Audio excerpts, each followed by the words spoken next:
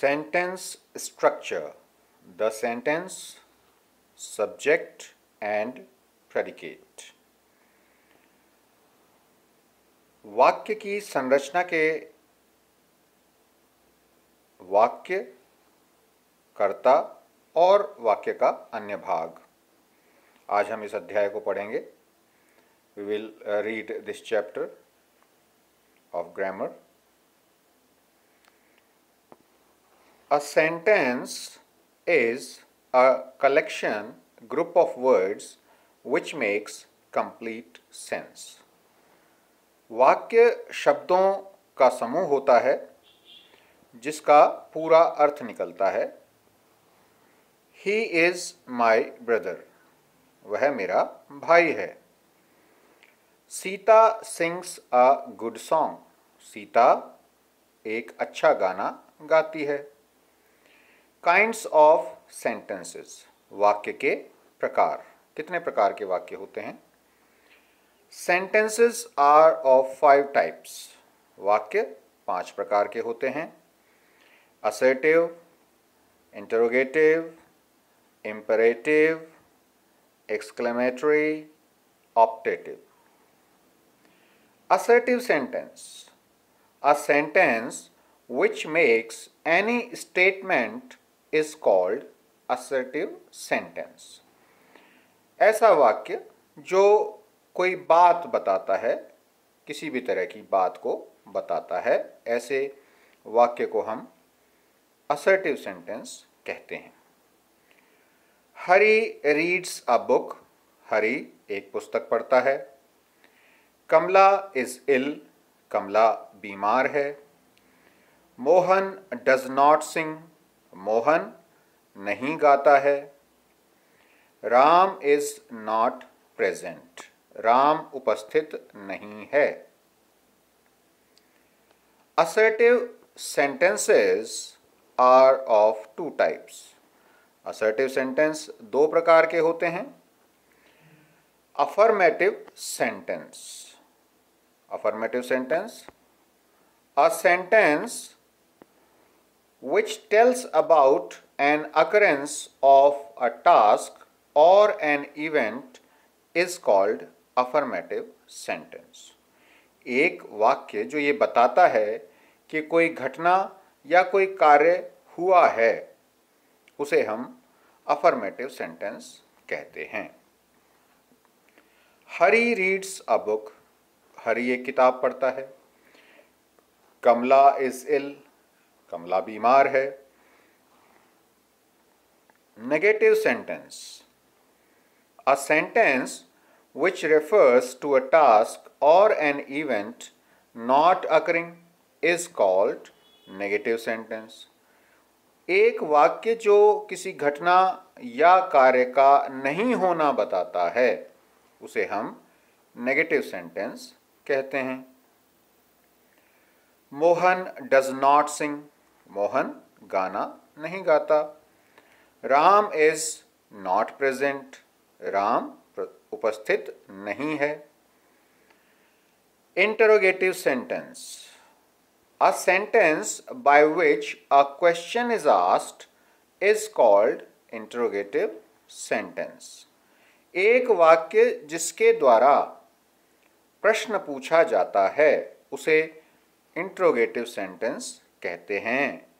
We put question mark at the end of such sentences. इस प्रकार के वाक्यों के अंत में हम क्वेश्चन मार्क लगाते हैं, प्रश्नवाचक चिन्ह लगाते हैं। Is Vimla ill? क्या विमला बीमार है?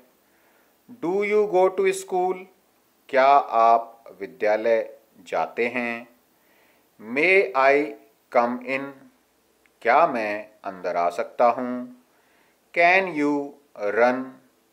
क्या आप दौड़ सकते हैं? Note: Such sentences, interrogative sentences, are having helping verbs such as is, am, are, was, were, do, does, can, may, etc. at the beginning. जितने भी प्रश्नवाचक वाक्य होते हैं वे सभी जो सहायक क्रियाएं होती हैं उनसे प्रारंभ होते हैं। उदाहरण के रूप में ये यहाँ पर लिखे हुए हैं, is, am, are, was, were, does, do, does, can, may, etcetera. जितनी भी सहायक क्रियाएं होती हैं ये प्रश्नवाचक चिन्हों के प्रारंभ में आती हैं। What is your name? आपका नाम क्या है? Where do you live? आप कहाँ रहते हैं? Who is your father? आपके पिताजी कौन हैं? When do you go to school? आप विद्यालय कब जाते हैं? Sentences of this type are having interrogative words such as what, when, who, why, which, etc. at the beginning. और इस प्रकार के वाक्य जो बी प्रकार के वाक्य दिए हैं ये भी प्रश्नवाचक वाक्य हैं। इनके प्रारंभ में हम प्रश्नवाचक शब्द लिखते हैं जैसे what, when, who, which, why आदि। Imperative sentence. A sentence which refers to order, command or request is called imperative sentence. एक वाक्य जिसके अंदर आदेश आता है, आज्ञा आती है, प्रार्थना आती है, इस प्रकार के वाक्यों को हम imperative sentence कहते हैं।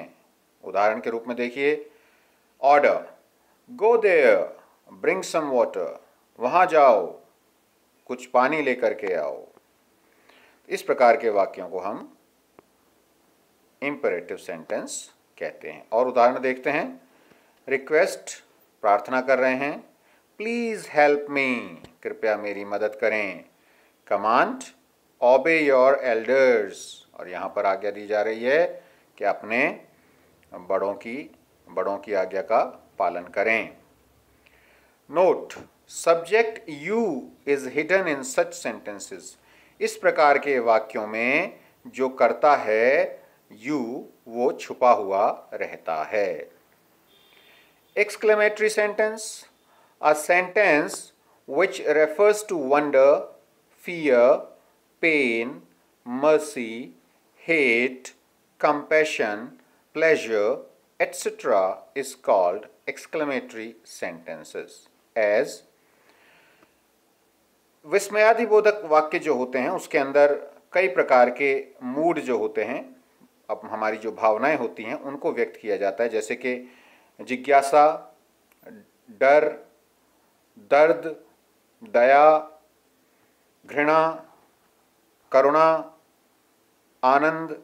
इस प्रकार की जो अनुभूतियां होती हैं उन्हें हम इस प्रकार के वाक्यों में अभिव्यक्त करते हैं। उदाहरण के रूप में देखिए, What a beautiful girl she is. Wonder, यहाँ पर एक जिज्ञासा व्यक्त की गई है, आश्चर्य व्यक्त किया गया है। आश्चर्य की जो घटना होती है उसके अंदर हम यहाँ पर भी वंडर जो आया ये आश्चर्य के लिए आया है, तो यहाँ पर आश्चर्य व्यक्त किया जा रहा है, कितनी सुंदर लड़की है। How foolish you are, यहाँ पर भी ये एक आश्चर्य की बात है, कितने बेवकूफ़ हैं आप, कितने मूर्ख हैं आप। How dark the night is, यहाँ पर डर की अभिव्यक्ति है, भय है, कितनी गहरी है रात, कितनी काली है रात। What a shame, hate, यहाँ पर घृणा व्यक्त की जा रही है, कितने शर्म की बात है। एक्सक्लेमेटरी मार्क, ये जो निशान आप देख रहे हैं इसको विस्मयादिबोधक चिन्ह कहा जाता है, एक्सक्लेमेटरी मार्क कहा जाता है। Is put at the end of such sentences, इस प्रकार के वाक्यों के अंत में ये लगाया जाता है। Sometimes verb is hidden in the sentences, और कई बार वाक्य के अंदर जो क्रिया होती है वो छुपी हुई रहती है, यानी उसे लिखा नहीं जाता है।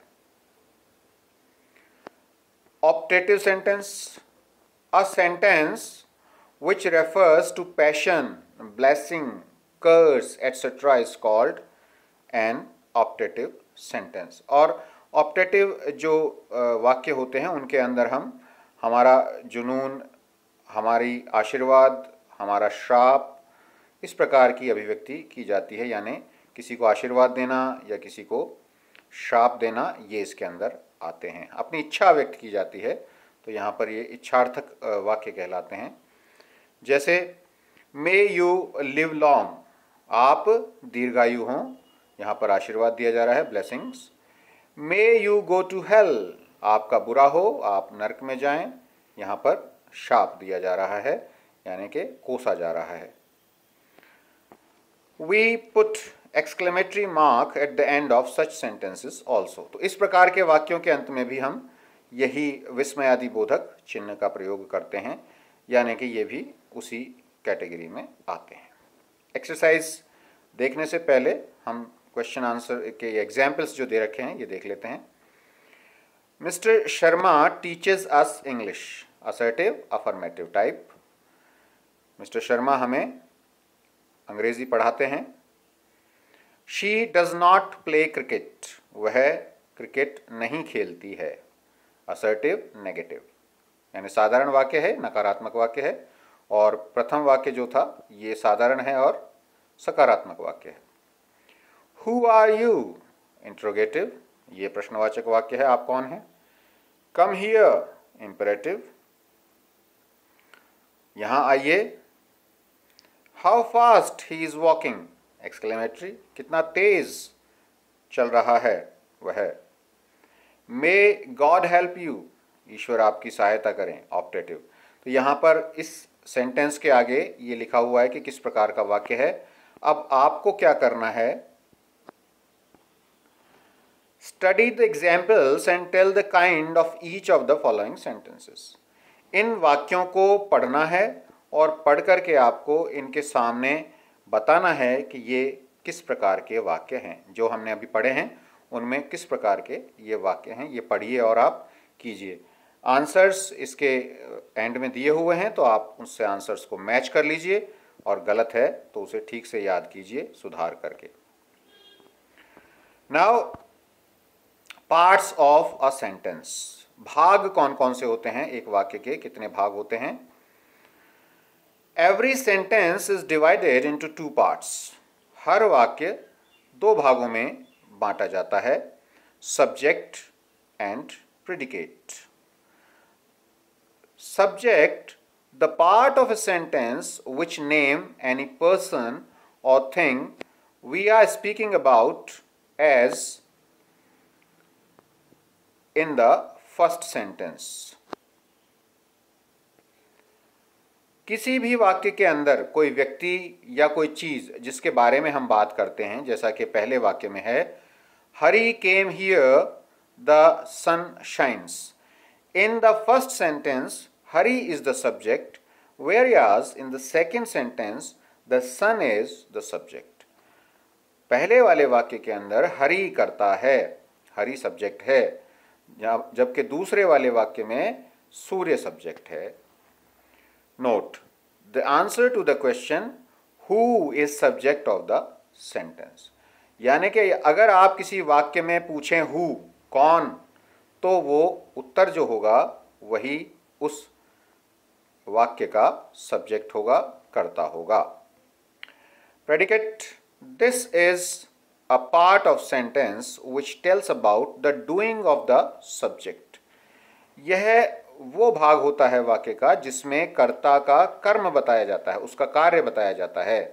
As Hari came here in this sentence, came here is the predicate. Came here यहां पर इस वाक्य में, हरी केम हियर इस वाक्य में, केम हियर यहां आया, ये प्रेडिकेट है। Similarly in the sentence the sun shines, shines is the predicate. तो यहां पर शाइन्स यानी चमकना प्रेडिकेट है। Note, except subject the rest of the part of a sentence is predicate. Simple अगर हम कहें तो कर्ता को छोड़ करके, जो सब्जेक्ट है उसको छोड़ करके बाकी वाक्य का भाग जो होता है, हिस्सा होता है, उसको हम प्रेडिकेट कहते हैं। In imperative sentences the subject is left out, और जो इंपरेटिव सेंटेंस होते हैं उसमें सब्जेक्ट को हटा दिया जाता है, नहीं लिखा जाता। जैसे come here, go there, give me a book, यहाँ आओ, वहाँ जाओ, किताब मुझे दे दो. In all these three sentences, the subject you is left out. इन तीनों ही वाक्यों में सब्जेक्ट you है, उसे छोड़ दिया गया है. Now come to the exercise. Let's see the example first. The sun rises in the east. Subject the sun, predicate rises in the east. सूर्य पूर्व से उगता है. My elder brother lives in Delhi. मेरे बड़े भैया दिल्ली में रहते हैं. Subject my elder brother, predicate lives in Delhi. Playing games was his hobby. खेल खेलना उनका शौक था. Subject playing games, predicate was his hobby.